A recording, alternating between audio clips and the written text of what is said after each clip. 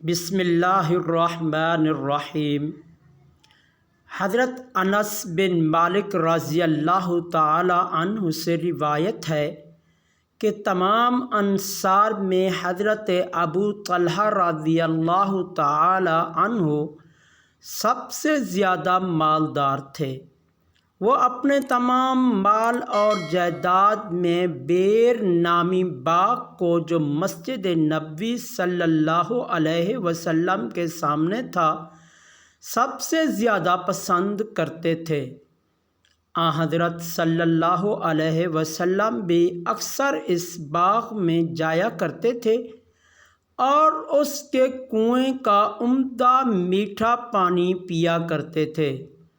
جب یہ آیت نازل ہوئی جس کا ترجمہ ہے جب تک تم اپنی پسندیدہ چیز اللہ تعالیٰ کی راہ میں خرچ نہ کرو گے ہرگز بھلائی نہ پاؤ گے، حضرت ابو طلحہ رضی اللہ تعالی عنہ نے حاضر ہو کر آپ صلی اللہ علیہ وسلم سے عرض کیا، یا رسول اللہ صلی اللہ علیہ وسلم، خداوند تعالی اس طرح فرماتا ہے، اور میرا سب سے زیادہ عزیز مال بیرہا نامی باغ ہے، لہذا میں اس امید میں ہوں کہ جو بھلائی خداوند کے پاس ہے وہی میرے لیے جمع رہے۔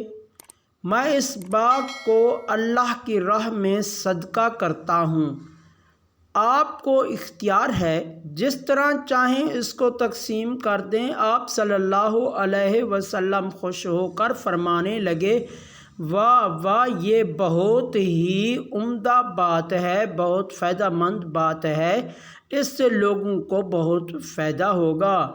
پھر فرمایا، اے ابو طلحہ، میری رائے یہی ہے کہ تم اس باغ کو اپنے رشتہ داروں میں تقسیم کر دو۔ عرض کیا، حضور پاک صلی اللہ علیہ وسلم، بہت اچھا، اور پھر اپنے رشتہ داروں اور بھائیوں میں تقسیم کر دیا۔